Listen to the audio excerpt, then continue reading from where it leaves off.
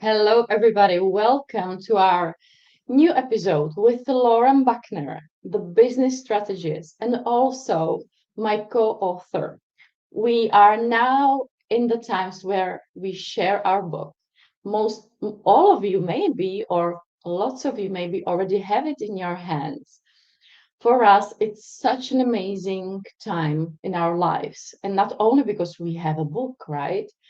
As we always say, and as we spoke before we went live, it's about sisterhood. We support each other, and it's such an amazing experience. And I would love you to get to know Lauren. And before that, welcome to our Female Gentle Leaders podcast. I'm your host. My name is Poli. I am a business architect, and I build and design growing ecosystems. And I just love it. And with Lauren, we have this together. We love both strategizing and building really stable businesses. And one thing that Lauren uses and what we will be talking about is the term money babies. So let's talk money and stability, but also fun. And before we dive in, Lauren, could you tell us more about what you do? And also, thank you for being here. Thank you so much, Polly, for having me. My goodness, I am just excited to be here. This has been just an amazing year to have been able to meet you and to work with you and to write this amazing book that I know everyone has already. But if you don't, go ahead and get your copy. It is the best book really that you can read this year and then pass it on. This book really allowed me to, I'm going to be honest, tap into who I am and like really what I do right now. I have a background in law. I've been practicing law for 17 years, real estate and business development. Really, had a great career, from the outside, but really was not living my truth, wasn't really walking into the life that I really wanted for myself.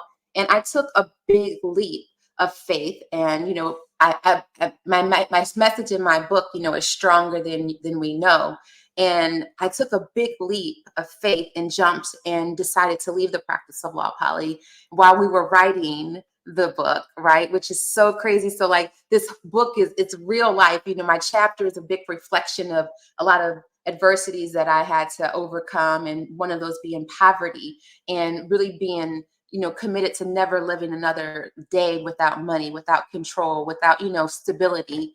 And I took a big leap to jump into something that was going to maybe be a little unstable, but it ended up helping me to tap really into my purpose. And what that is being the business builder, a business strategist who now works with business owners to help them build their business with a strong foundation, that legal foundation, because most business owners are starting businesses kind of from the middle. They're excited about the business, but they forget to create the plan. They forget to really think about all the agreements and the foundational pieces that they need, right, to grow the business. Because the ultimate goal is that I want to help women. And I'm just going to say it. I want to help everybody, but I really want to help women build strong businesses on a solid foundation so they can grow that business income and create, as Polly said, the money babies. And the money babies, that's the long money, Polly. That is the long money. That's the money that grows from that first batch of money that you make.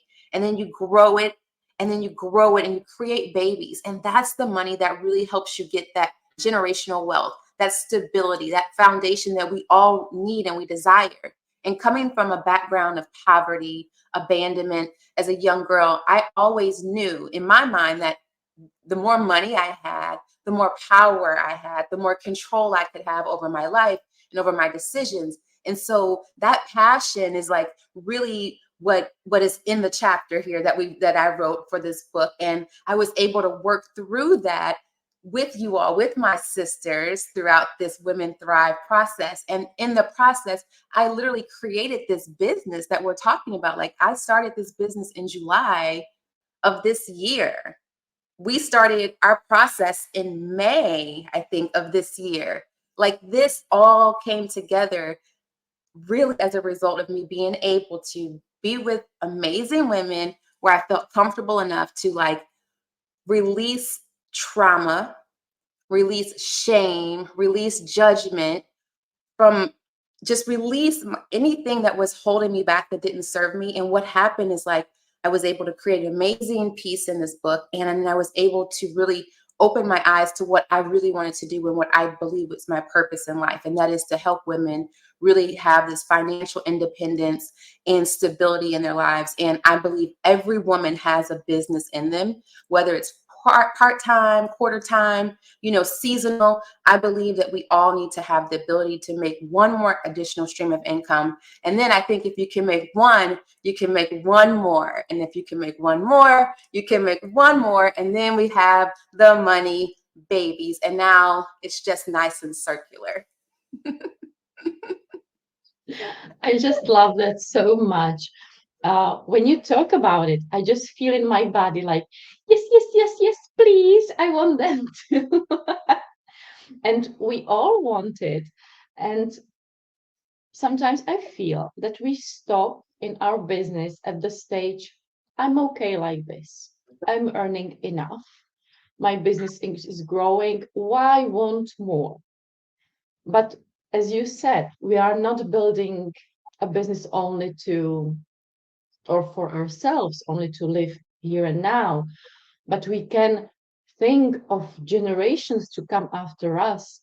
And if we think as in this way, there's no ceiling there. We can really grow in any way we want to. And what do you feel are the stages of this growth? Because when we start our business, we always think, okay, I'm just starting. I'm earning just enough to pay my bills. Then I'm earning just enough to pay my bills, have maybe a new team member. How do you feel when it starts creating the money babies? Or you can do it just from already from the start? Yeah, definitely. So yes, you can do it from the start. And so that's the big lie out there, is that in order to create $1 million, you have to come from $1 million. That's not true. You can create that $1 million. You just have to have a plan. So what I like to do is when business are either getting started, if I have the opportunity to work with them at the beginning, which is here's the plug for everyone out there. If you really are serious about starting a business, you have to have a meeting with a business consultant or a business attorney before you get started, because you just need to make sure that you're speaking to someone who actually knows. You don't know anything about running a business. What you know is what you like to do. So you know you want to sell this lip gloss. Okay, that's what you know, and that's great. But you don't know anything about running a business. So you need to first sit down with someone. And so when you sit down and you work on that plan, right, you're going to identify the amount of money that you believe that you're going to generate in the business. So even in year one, where we know that we don't make millions of dollars usually, you're going to make some profit. You should be making some profit. And so one of those streams of income that come in the business, so the money comes in and it should go out into an operating account. You should have a savings account. You should have your tax account. You should have an investment account. And then if you need to have another account for other line item, every dollar that comes into your business needs to be assigned somewhere. So if you're only making 100, I don't care. You make $100, maybe $2 goes into your investment account. Something 50 cents goes into your investment account. So right now, here's another stream of income we're creating.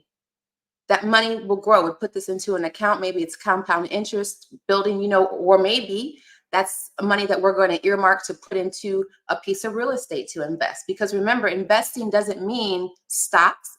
Investing means that you're going to put your money somewhere where it's going to grow. Maybe you're going to be a seed lender to a small business owner. There are some small businesses that would really love for someone to lend them $2,000 with like a very small interest rate. What if you had an account in your business where you had like, okay, I have $2,500 here. I could invest, be a lender, almost a hard money lender to a small business, help them get up. They pay me back plus my interest. Now you've made some money. There's so many different ways to make the money babies. But the first part is at the beginning. You have to designate an account, a line item where you're going to put money for your investment, and you're not going to touch that money. That money is going to grow and then grow. And if you want to splurge and buy the nice bags and the nice cars and stuff like that, you buy that from the investment. You don't buy it from the money that comes in here. We don't play with this first level of money. It goes into accounts, it grows, then you can play, down the line after you have the money babies. I love this great plan because what I see often with exactly as you said, when a business owner starts, or even sometimes during the time, often and it's not a mistake, it's just how it happens, that we forget about this. And then I need to create a completely different, um, oh my gosh, I just forgot. It's okay. Um, it's evening here. Um, we need to create different pricing because Mm. when we create everything, services or anything that I create, for example, with my clients, they often forget that it's not what I earn is mine. That's So it. I always try to make them remember, okay, if it's not like that, it's 50% maybe is yours to take, but the rest needs to be divided. And this way your business can grow. If you will always spend everything you earn, there's going to be so much stress on you. So from my side, it always begins from pricing and stuff like that, because if we count on these parts, as you said beforehand, it's so much easier not to be stressed about not having money to pay rent or to pay food, right? Yeah. And you know what? I'm glad that you said the pricing, because that is the big thing. When businesses come to me, and I'm just gonna be honest, most people don't start off correctly. They just don't. They don't believe, as we say, fat meat is greasy. And that's like a saying here, fat meat is greasy, but they don't believe it. So they go out there and they try to start a business without a good plan. Then they come back and they're like, I need a plan. I'm like, yeah, of course. And they've already started, like you say, they started the business, they're making money, and they think because they're making money, they're good, but they're not really allocating the money to go into different accounts to make sure that they know that they have a reoccurring bill. I mean, small things, right, that they haven't thought about. And then when they come, I look at their pricing, and a lot of times their pricing is too low.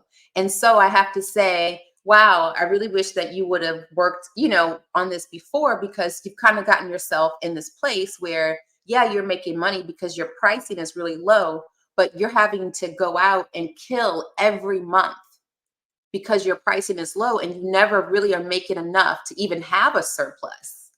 So I'm so glad you talked about pricing. And I have to a lot of times convince business owners that their product is worth the price. I'm like, why are you choosing these low prices just so you can make a sale?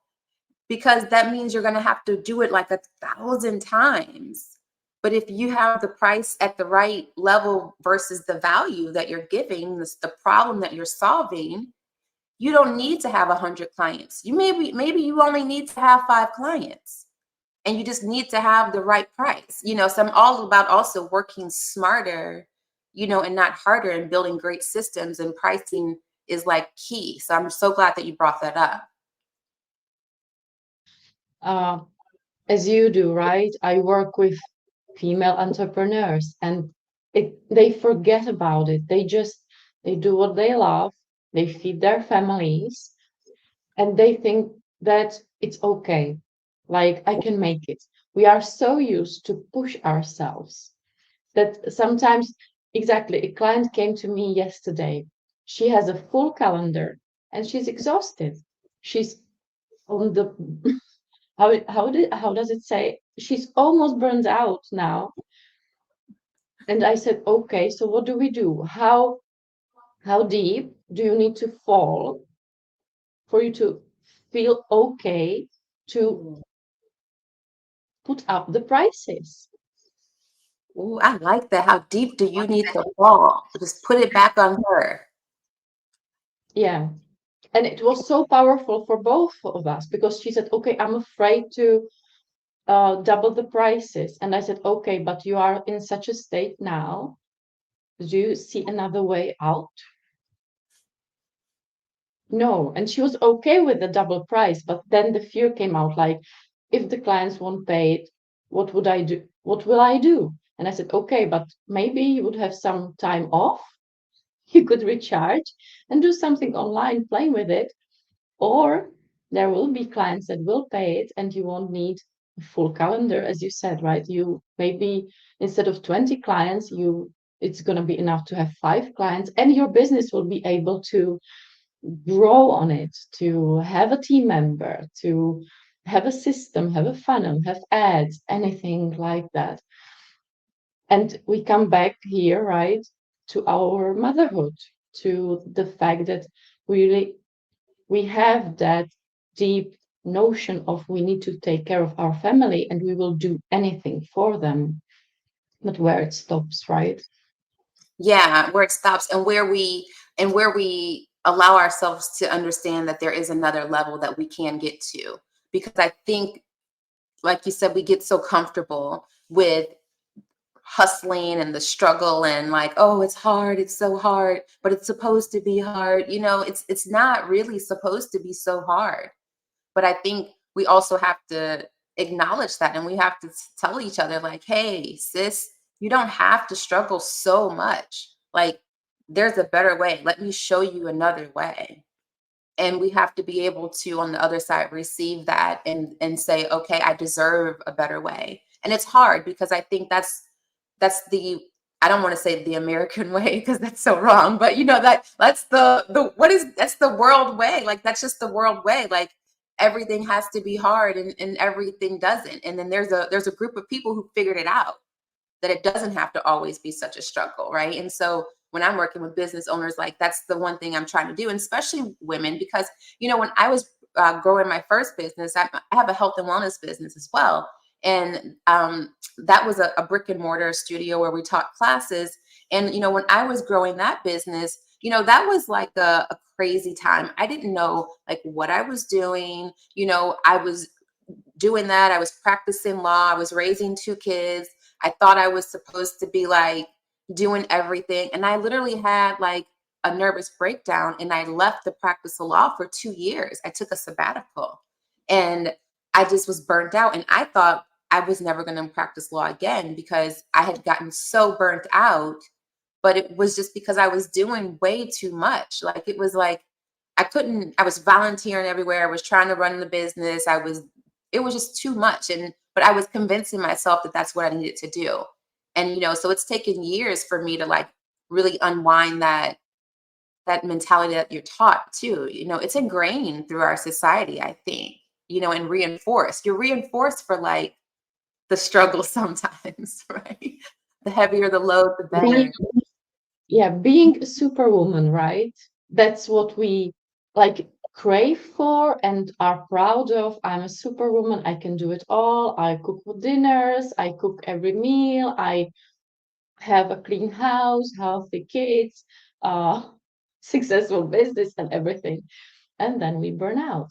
What helped you to get out of that hole, to realize you can do it in another way?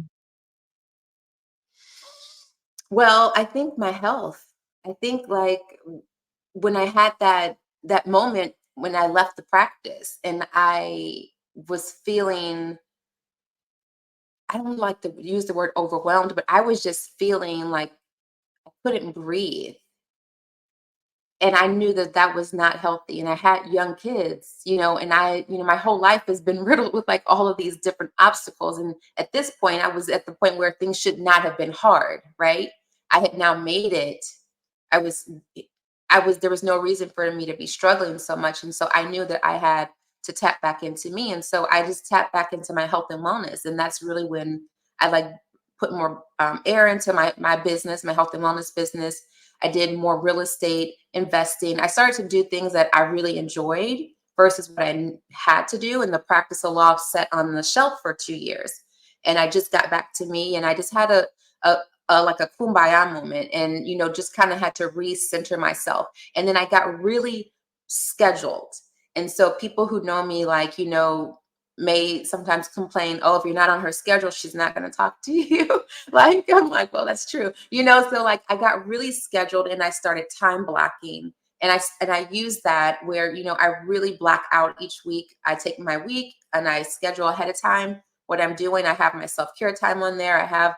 Now I have like I'm an empty nester now. My youngest is now, in school. So like I put in like my TV times, things like I want to watch. And I literally schedule it out, and I turn my phone off at a certain time. And so I unplug, and I also started to work and do things at times that were more convenient for me. And so for me, like, I'm not a morning person. Not, and I don't, when I was in corporate America and doing so many different things, you have to start work at a certain time. So I really started to like adjust my schedule to do things that like really were more in alignment with like my natural energy, when I was more just alert.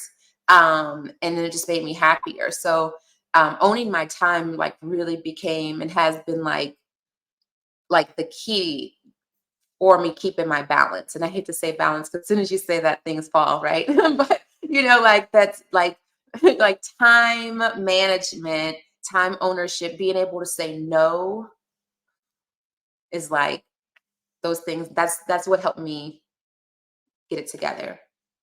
Mhm. So on your schedule, on your time, put some boundaries there, but also sense where you have the energy, right? As you said, where was the excitement, what you really wanted to do, and not thought you must do it or you need to do it. And sometimes it's stressful to think about it like that. Like, am I doing the right thing or should I do something else? And if we feel that this thing is making us money, it's helping us survive and provide and everything, it's so hard to stop and maybe rethink it or add something that would make us happy. Um, for you, it was like that, right? But sometime it's already been some few years, right, since your sabbatical and everything. What helps you now not to still like allow yourself to change and to align to what makes you feel great?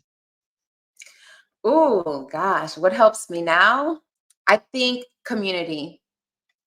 I've be- been very intentional the past 18 months, maybe 24, maybe about 18 months with my community. And that means like the people with whom like I spend like my personal time shoulder to shoulder, those people with whom I spend my screen time with, which is a very lot. I mean, it's a majority of my contact, right? You know what I mean?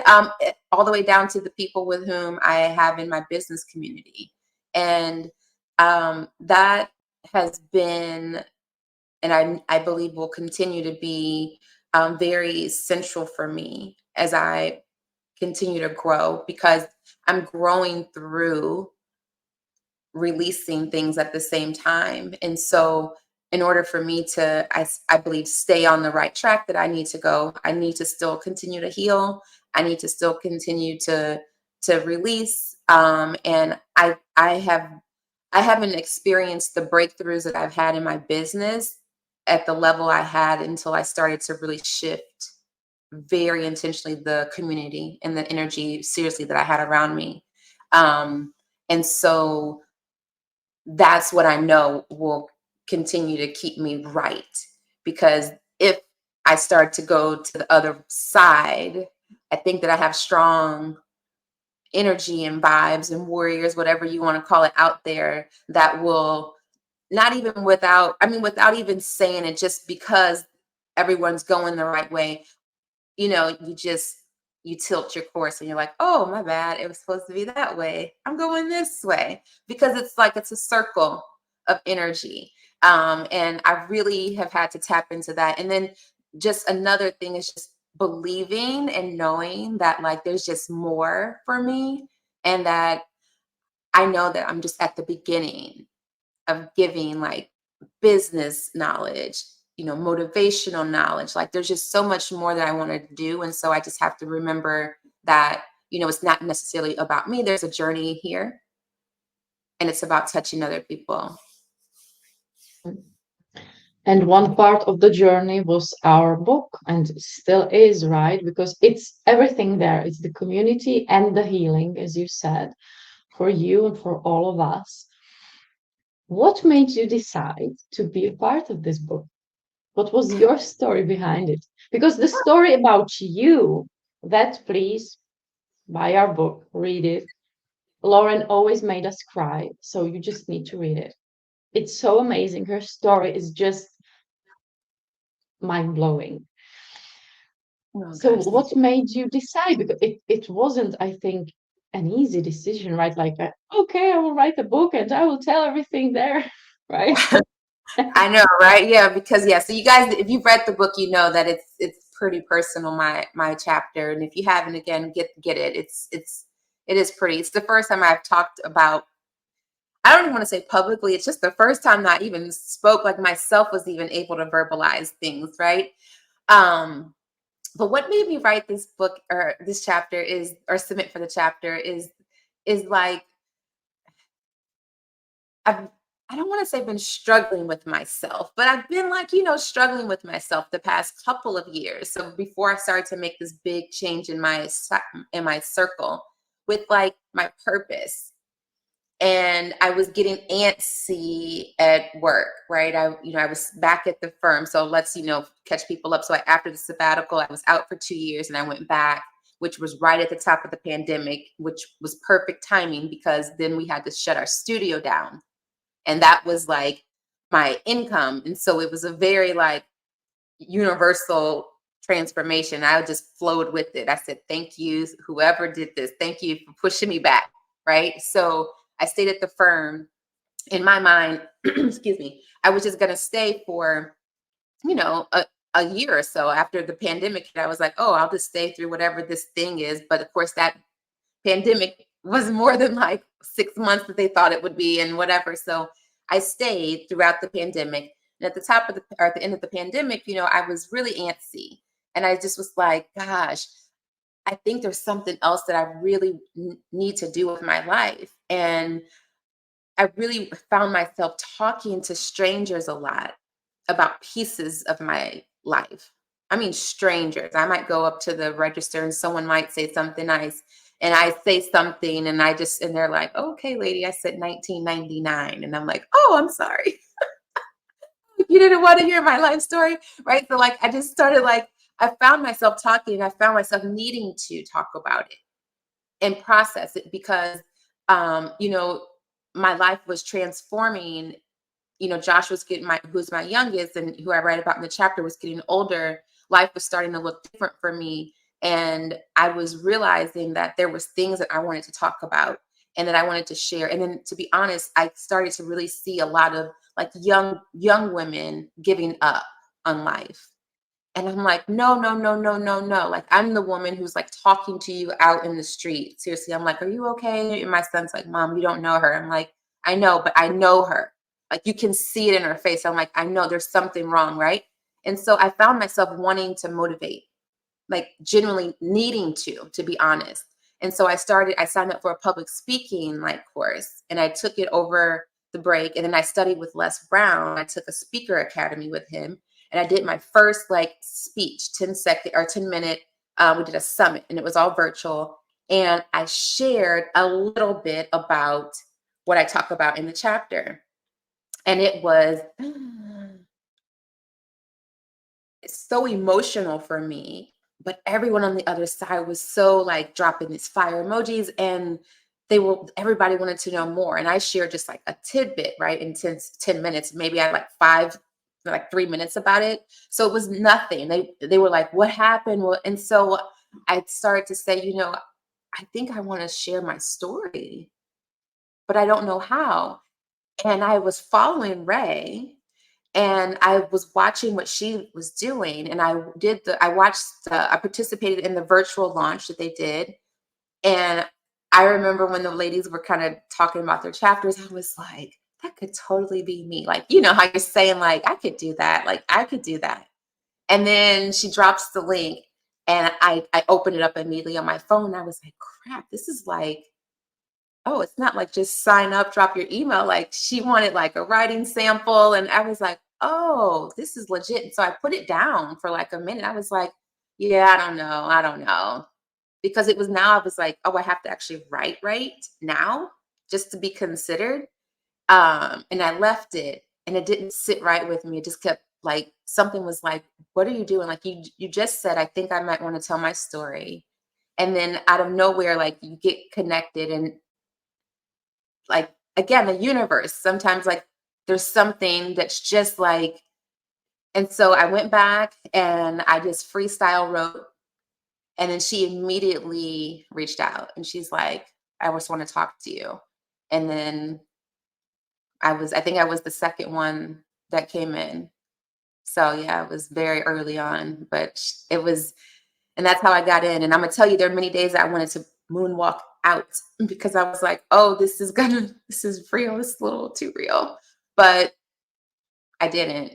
But, it's a life changing experience. This is the best thing that's probably ever happened to me at this point in my life. I'll be honest. Yeah. Yeah. Thank you so much for sharing this, because I think we need to share more and more and more, because it's not only about achieving something for us, it's not only about telling our story, but it's about overcoming ourselves, our fears, our doubts, our imposter syndromes that are attacking us on a daily basis, and just stick with our dream, stick with our vision, and not to give up on ourselves. Because I had it in the same way, right? I felt like a dream come true when I saw even already that you can try and be a part of this book. And then, as you said, the same here. So much to fill out. I don't have the right size of my headshot. And there's so much text to write. I don't have time. I might do it later. And if we would give up, nothing would change. This amazing experience just wouldn't exist for us. It wouldn't. Wouldn't.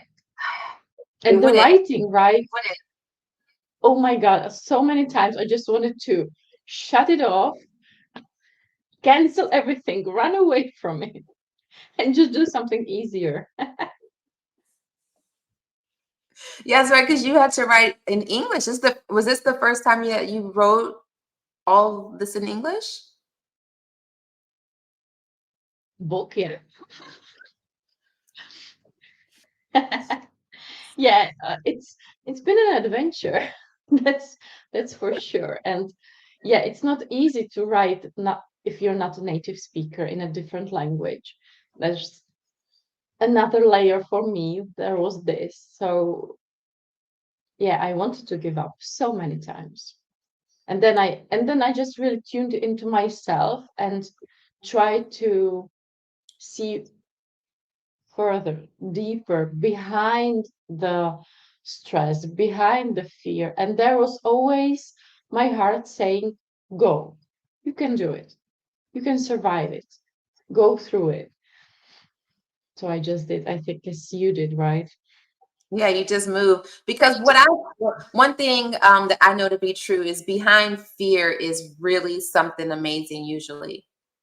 I'm just, I mean, because growth happens through like the most uncomfortable situations. And may not always seem that way when you're going through it. I've been through some really nasty ones, and I didn't think at that time that it was going to bring you great things, but it does, right? But like fear, when you get to a place, usually that fear, there's something good behind it. And so if you can just move through the fear, there's usually going to be something brighter on the other side. So, and if not, what's the worst that's going to happen? You'll just be where you were when you started. I mean, I don't know. Yeah. And this helps me so much. I always need to remember there's always something behind the fear. Because this way we can really say, okay, it's just a moment. I can survive it. And let's see what's on the other side. And yeah, you can all read what's on the other side for us. And we are all so excited for you to connect. You can read our chapters. You can then write us, tell us what you felt, what you discovered, what was there for you, maybe to heal or to realize. Thank you, Lauren, for being here. It was so amazing to talk about money babies and how to think and create a stable business and really generational wealth, and how we can really overcome, I think, anything and become really stronger. Is there Oh, something you would like to say to us? Like, Oh, I was just gonna say thank you so much for having me, and thank you all for spending this half an hour with us. And if there's one thing that I want you to understand is that like you deserve everything that you desire, and a lot of times we count ourselves short. And you are amazing. You are powerful, and the world deserves to know about you. So whatever that passion is that you have, whatever that voice is that's been inside of you that's saying, I think I should do it. Just get out here, try, start the business, get some help, get some advice, get some free resources, tap into to have a free business builder lounge. It's on Facebook. It's free. You can just join it, click the link on my bio, which I think that Polly's going to share all my links, right? You just come, get free resources, empower yourself, because we are stronger than we know. yes. Thank you so much, Lauren. Let's connect with Lauren. Let's share our knowledge and just enjoy the ride and create generational wealth for our kids and families and everybody. Thank you so much. And for all of you, have an amazing day and see you next time. Bye. Have a great day.